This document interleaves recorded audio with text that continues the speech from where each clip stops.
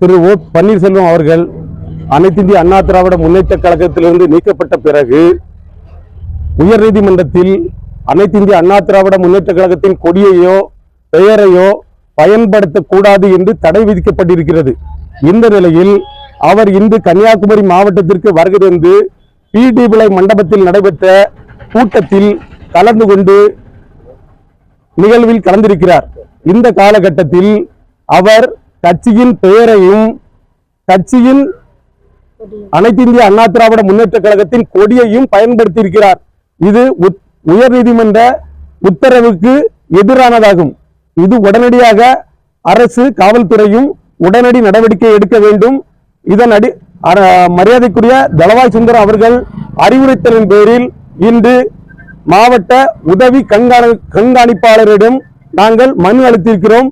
அனைத்து இந்திய அண்ணா திராவிட முன்னேற்ற கழகத்தின் நிர்வாகிகளும் சேர்ந்து மனு அளித்திருக்கிறோம். உடனடி நடவடிக்கை எடுக்க வேண்டும். அனைத்து இந்திய அண்ணா திராவிட முன்னேற்ற கழகத்தின் நிறுவனர் புரட்சி தலைவர் எம்ஜிஆர் அவர்களுடைய காலத்துக்கு பிறகும் அனைத்து இந்திய அண்ணா திராவிட முன்னேற்ற கழகத்தினுடைய நிறுவனர் புரட்சி தலைவி அம்மா அவர்களின் காலத்திற்கு பிறகு கழக பொதுச் செயலாளர் அண்ணன் எடப்பாடியார் அவர்கள் தொண்டர்களினுடைய ஏகோபித்த ஆதரவோடு இன்று கழக பொதுச் செயலாளராக பொதுக்குழு வைத்து முறைப்படி பொதுக்குழு வைத்து தொண்டர்களுடைய முழு ஆதரவோடு இன்று கழக பொதுச் செயலாளராக அனைத்து இந்திய அண்ணா திராவிட முன்னேற்ற கழக தொண்டர்களை அரவணைத்துக் கொண்டு அனைத்து இந்திய அண்ணா திராவிட முன்னேற்ற கழகத்தினுடைய கட்சியை ஒழுங்காக நடத்தி கொண்டிருக்கிறார்கள்.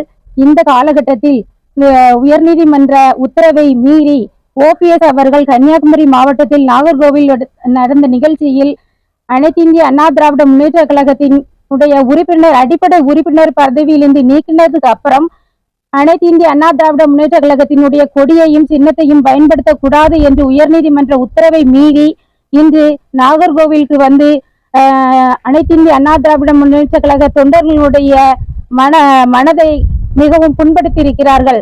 அவர்கள் உயர்நீதிமன்ற உத்தரவை மீறியும் செயல்படுகிறார்கள். எங்கள் தொண்டர்களுடைய ஒரு முழு ஒரு தீவிரமான ஒரு செயல்பாடாக இது இருந்து கொண்டிருக்கின்றது. இது சம்பந்தமாக இந்த கொடியை பயன்படுத்துபவர்களையும் அவர்களுக்கு உறுதுணையாக இருந்தவர்கள் மீதும் நடவடிக்கை எடுக்க வேண்டும் என்று நாங்கள் புகார் மனு கொடுத்திருக்கின்றோம். இதுக்கு தக்க நடவடிக்கை காவல்துறை எடுக்க வேண்டும். உயர்நீதிமன்ற உத்தரவை மீறி செயல்படுகிறார் என்றால் நீதிமன்றத்தை அவமதிப்பதாக தெரிகின்றது. உடனுக்குடன் தெரிந்து கொள்ள நமது அம்மா இணையதள தொலைக்காட்சியை சப்ஸ்கிரைப் செய்து அருகில் உள்ள பெல் ஐகானை